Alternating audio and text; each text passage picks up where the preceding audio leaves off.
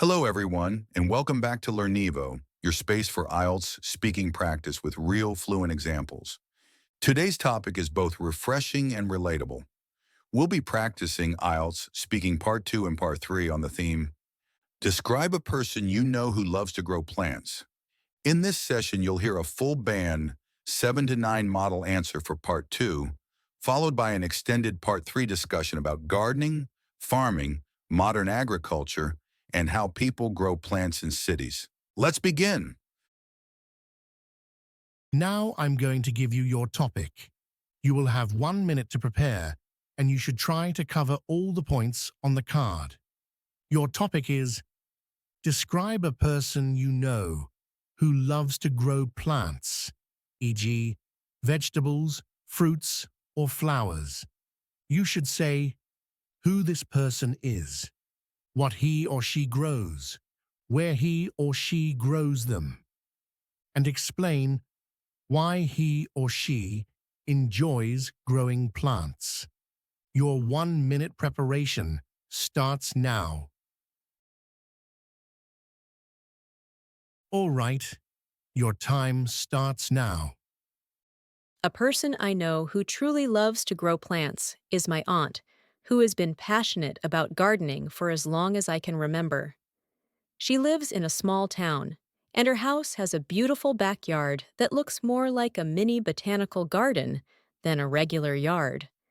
She grows a wide variety of plants, from colorful flowers like roses, tulips, and jasmine, to vegetables such as tomatoes, cucumbers, and peppers.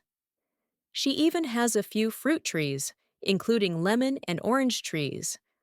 What's really impressive is that she manages to grow all of this organically without using any chemical fertilizers or pesticides.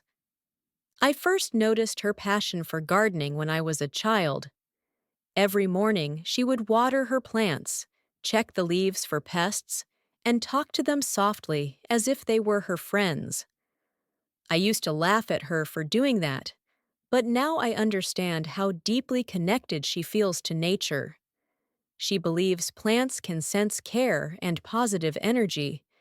She enjoys growing plants because it gives her a sense of peace and satisfaction.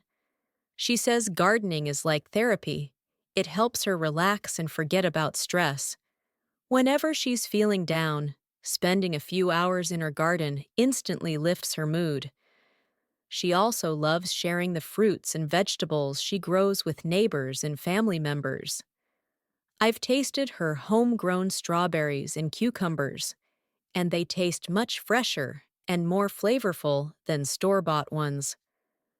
What inspires me most about her is her patience. Growing plants requires consistency, attention, and love.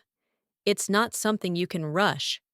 Watching her garden flourish reminds me that good things take time and care. I think my aunt's love for gardening has also influenced me. I've recently started growing a few indoor plants myself, and I now understand how rewarding it feels to watch something you planted grow day by day. Thank you. Now let's move on to part 3, where we'll discuss gardening, agriculture, and how people today connect with nature in modern life. Are there many people growing their own vegetables now?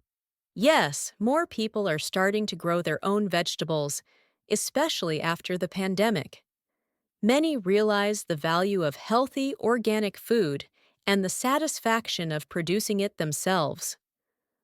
Urban gardening and balcony farming have become popular trends, even among people who live in apartments.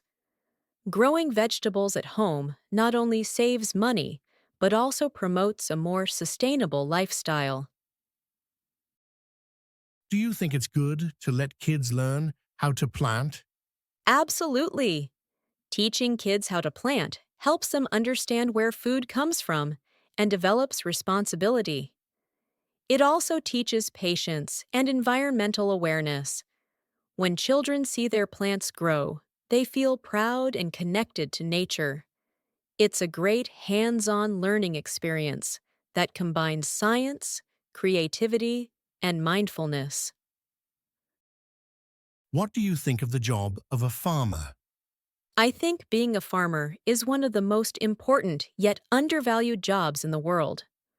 Farmers provide the food that sustains everyone, but they often face unpredictable weather, market challenges, and long working hours.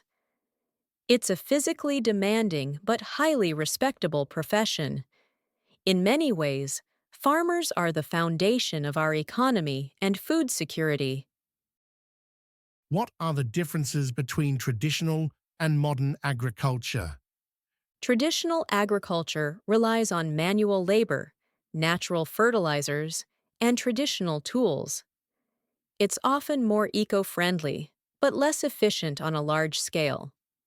Modern agriculture, on the other hand, uses advanced technology like irrigation systems, drones, and genetically improved seeds to increase production. However, modern methods can sometimes harm the environment if not managed carefully. A combination of both, sustainable modern farming, might be the best approach. What happened to farmers' income during the pandemic? During the pandemic, many farmers faced serious financial difficulties. Transportation restrictions and market closures meant they couldn't sell their crops easily. Perishable goods like fruits and vegetables were wasted in some areas. However, some local farmers benefited by selling directly to consumers through online platforms or delivery services. The pandemic taught us how fragile yet essential the food supply system is. How do people grow plants in cities? Urban gardening has become a major trend. People use balconies, rooftops, or even small indoor spaces to grow herbs, vegetables, and flowers. Technologies like hydroponics and vertical farming allow plants to grow without soil, which saves space and water. Community gardens are also common. Neighbors share land and work together to grow food. It's a wonderful way for city dwellers to reconnect with nature despite limited space. Do you think growing plants can improve people's mental health? Definitely. Gardening helps reduce stress and anxiety. It gives people a sense of purpose and connection to life. Studies show that spending time in green environments can lower blood pressure and improve mood. It's especially helpful for people living busy urban lives. Caring for plants brings calmness and mindfulness. What challenges do urban gardeners face? The biggest challenges are limited space, lack of sunlight, and sometimes poor air quality. People also struggle with pests or watering schedules.